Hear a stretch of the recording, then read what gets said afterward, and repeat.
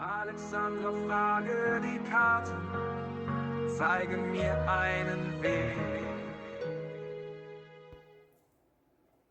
Einen wunderschönen guten Morgen zusammen. Wir schauen, was der Tag so bringt.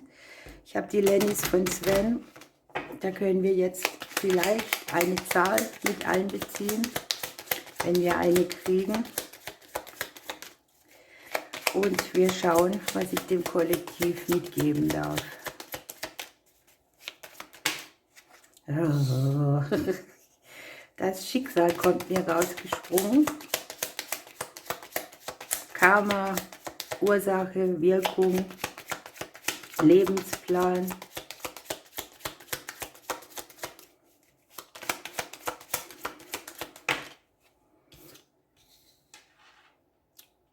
Schicksalshafte Partner, Partnerschaften, Sachen, die man schon investiert hat, weil das Schicksal einen herausgefordert hat. Möglicherweise geht es auch um eine schicksalshafte Verbindung, eine schicksalshafte Beziehung, eine Seelenpartnerschaft. Das sind ja nicht immer die leichtesten, die bringen extrem Herausforderungen mit. Und möglicherweise geht es um die Beziehung, um Kreisläufe, die beendet werden, um das Beziehungsleben auch des Gegenübers. Bisher haben wir noch keine Zahl.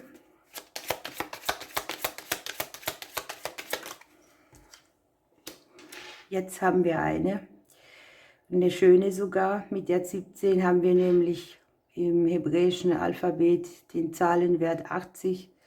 Den können wir auf die 8 reduzieren und dann haben wir sozusagen die Lemniskate, Überfluss, Ernte, Unendlichkeit. Ja? Möglicherweise ist hier dieser Mensch, das Gegenüber, jemand, der euch zwar herausfordert, aber der euch auch irgendwie Fülle bringt. Jemanden, den man schon auch über mehrere Inkarnationen kennt. Und es geht darum, einen Ausgleich zu erschaffen in einem partnerschaftlichen Aspekt oder auch in einer Situation, wo man vielleicht sehr herausgefordert wurde im Beziehungsleben. Möglicherweise habt ihr hier auch das Ding, dass man immer wieder die gleichen Menschen angezogen hat, dass immer wieder ähnliche Charaktere im Leben, im partnerschaftlichen Bereich auf einen zukommen und man so gar nicht an der Ernte teilgenommen hat, sondern eher so an der Herausforderung gescheitert ist. So, wir haben jetzt hier als zentrales Thema Veränderungen im häuslichen Bereich, in den Partnerschaftsdingen und in den Beziehungsdingen, in den Verträgen eventuell auch. Mit dem Haus haben wir das Umfeld mit dabei und mit dem Haus haben wir auch die Zeitpläne nochmal zu überdenken, sozusagen. Wir verstehen, dass das Leben in Zyklen verläuft. Denkt an die Jahreszeiten, die Mondphasen, die Wochen, die einen Monat geben, die Tage, die eine Woche geben. Und man überdenkt hier sehr vieles. Man hinterfragt, wo gibt es Veränderungen, die ich brauche. Wie meistere ich Herausforderungen? In was investiere ich noch? Ne?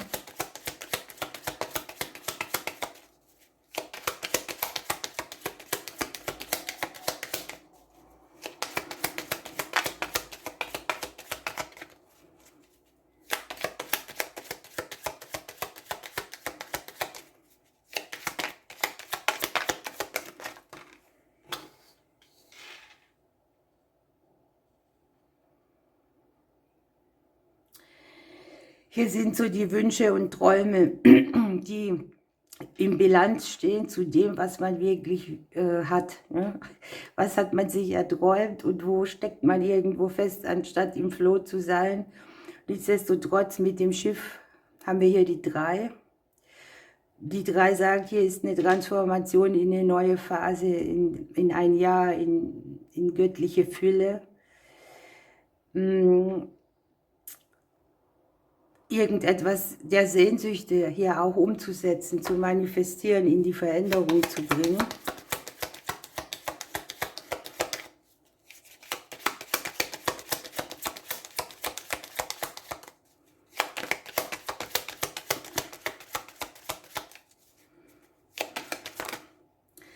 Hier überdenkt man die Lebensreise neu. Im Prinzip ist es so, ne? Wir haben schicksalshafte Blockaden, schicksalshafte Herausforderungen, Dinge, die mit Hindernissen verbunden sind. Nichtsdestotrotz haben wir hier in der Mitte die Auflösung von denen, ne? Und hier entstehen unten am Blatt die neuen Wege. Die Wege haben hier auflösenden Charakter. Da muss man auch mal Entscheidungen treffen. Wir haben mit den Wegen tatsächlich die 4. Also hier ist einiges im Umbruch. Mit der 4 haben wir wieder dieses von hier, ne? Diese Phasen, die es gibt. Und auch in jeder Phase, wo man gehindert war oder nicht so im Flow, kommt auch wieder die Auflösung. Diese liegt hier am Entstehen von neuen Wegen, die aus der Vergangenheit rausführen. Ne? Hier sind auch Themen, die kann man hier schon zum Beispiel mit Partnern aus der Vergangenheit haben oder mit Vaterthemen an sich, mit dem Dings, dass man zwar verbunden ist, aber die eigene Größe auch leben möchte. Hier kann es auch sein, dass eine schicksalshafte Entscheidung ansteht, ne? Etwas, mit dem man so ein bisschen ringt oder sich ja auch herausgefordert fühlt. Nehmen wir noch eine Karte.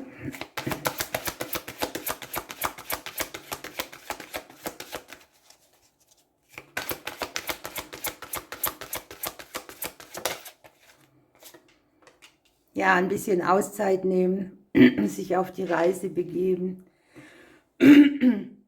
Hier kommt die Auflösung oder die Antwort, nach der man sucht, in einer Phase, wo man sich sozusagen regeneriert oder Urlaub macht. Wo man mal raustritt aus den Schwierigkeiten und sich an den Platz der Erholung begibt. Es kann ja auch sein, wenn man hier Veränderungen im häuslichen Bereich oder in allen Beziehungsvertragssachen unternimmt, dass man dann mehr Zeit für sich hat oder mehr freie Zeit hat.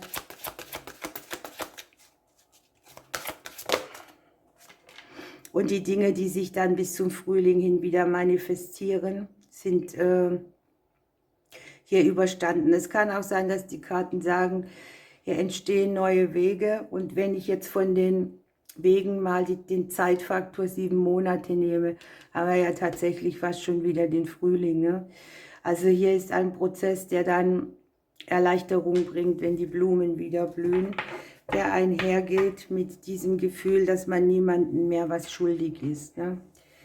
Hier kommt Entlastung, hier sind die Schulden bezahlt, hier hat man Zeit, etwas für sich zu tun, Auszeit zu nehmen. Eine Schuld abgetragen zu haben, kann ja auch sein, ne? So